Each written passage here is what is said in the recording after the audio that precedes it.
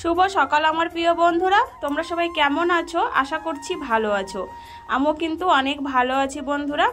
আর আজকে হলো শনিবার, তো আমাদের এখানে কীর্তন শুরু হয়ে গেছে বুঝলে, সেই কারণেই আমি এই যে ভয়েস দিয়ে দিচ্ছি আর কি কথা।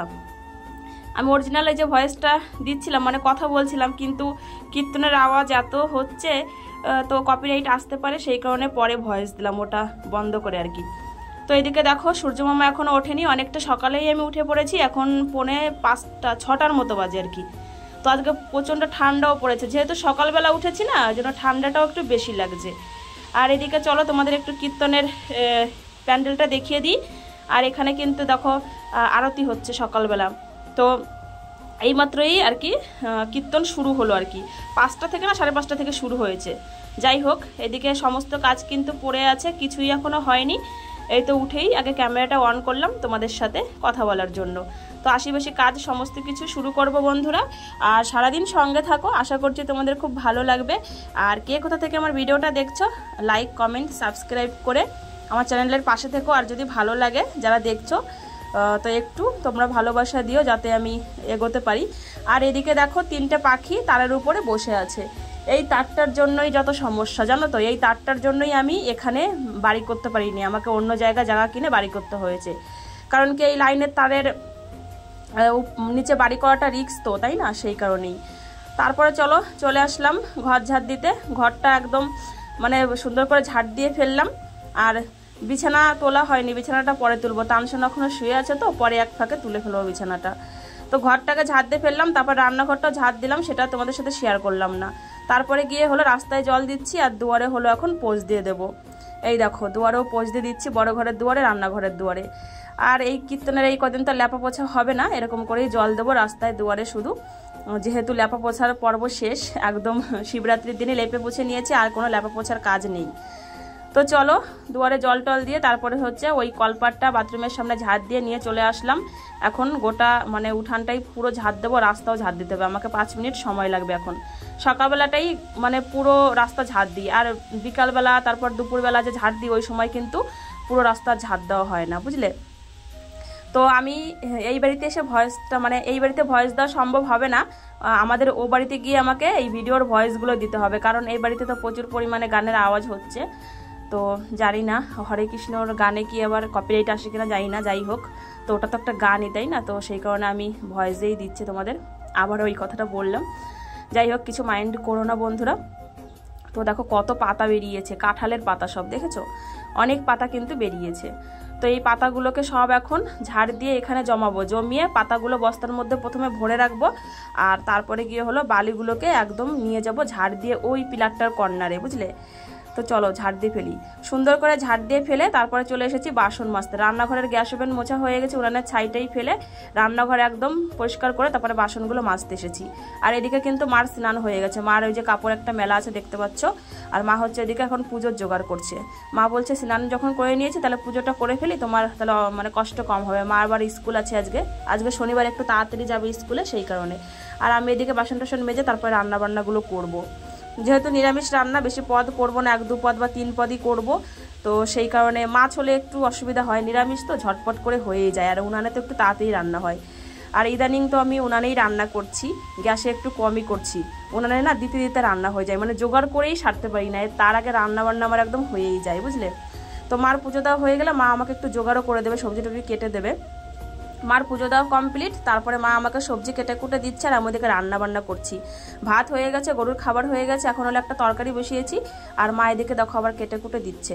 আজ হলো একটা নিরামিষ তরকারি হবে, ঘুগনি রান্না করব, আর মা হচ্ছে করলার তরকারি রান্না করতে বললো মার জন্য, তো করলার তরকারি হবে টমেটো দিয়ে।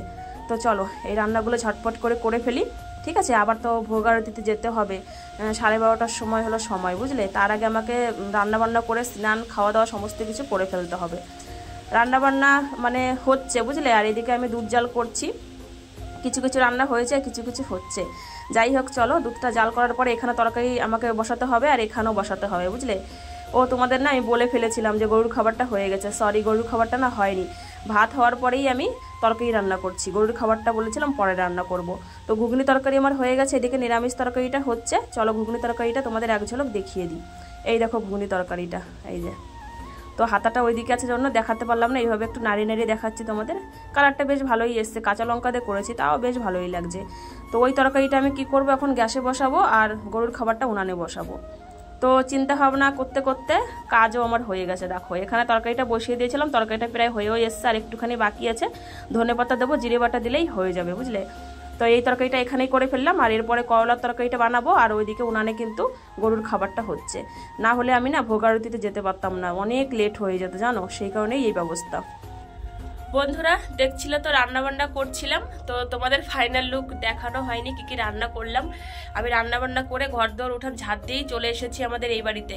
দেখতে পাচ্ছ বাথরুমটার ভেতরে বসেই কথা বলছি, কারণ বাইরে কোথাও বসে কথা বলা যাবে না, ওই এক নামের মানে শোনা যাচ্ছে আর কি।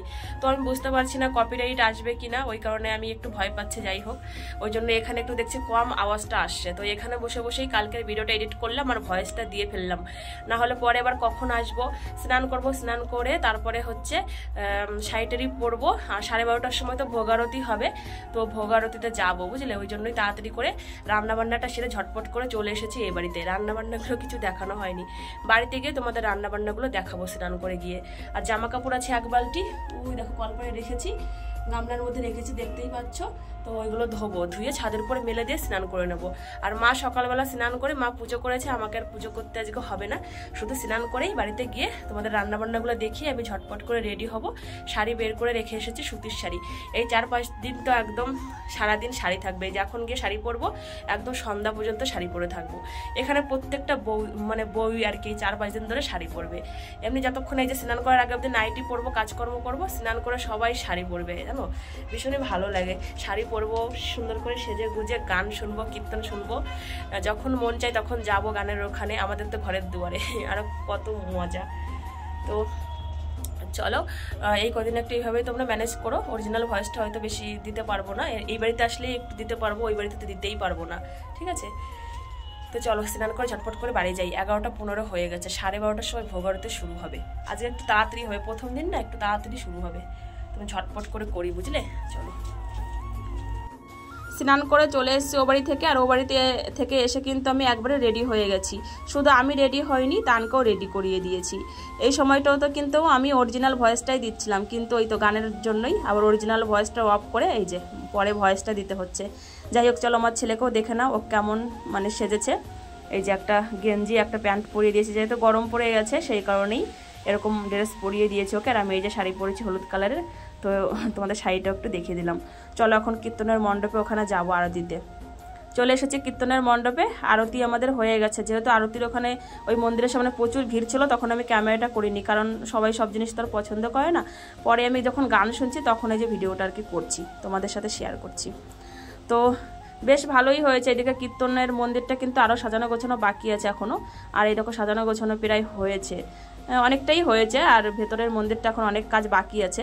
আর এদিকে গান হচ্ছে, দেখো আসরে বেশি লোক এখন নেই, এখন দুপুর টাইম তো যখন আরতি হয় ভোগ আরতি বা সন্ধ্যা আরতি তখন কিন্তু অনেক লোক হয়, আর এই টাইমটাতে কিন্তু লোক সংখ্যা একটু কম হয়। এত সুন্দর গান গাইছে, সত্যি কথা বলতে বন্ধুরা মানে মন ছুঁয়ে যায়। আর আমি না মানে গান শুনতে শুনতে ওরা যে গানের সময় যে কান্না করে, এই যে যারা গান করে আর কি, সবাই কেঁদে ফেলে। আমি তো প্রচুর কান্না করেছি, বিশ্বাস করে সত্যি বলছি, এত কেঁদেছি আজকে, মানে এই গান শুনতে শুনতে যখন লোকগুলো কাঁদে আমাদেরও কান্না পেয়ে যায়। যাই হোক চলো আজকের ভিডিওটা এই পর্যন্ত রাখবো, দেখা হবে আগামীকাল সুন্দর একটা ভিডিওর সাথে। আজকের ভিডিওটা কিন্তু একদমই ছোট্ট হলো, তো কি করবো বলো, কীর্তনের কি দেখাবো, নিরামিষ রান্নাবান্নার কীর্তনই তো এইগুলোই তোমরা 2-3 দিন দেখতে থাকো। আর নতুন যখন কীর্তন শেষ হবে নতুন নতুন রান্নাবান্না করে নতুন নতুন শেয়ার করবো। তো চলো বন্ধুরা দেখা হচ্ছে আগামীকাল, তোমরা সবাই খুব ভালো।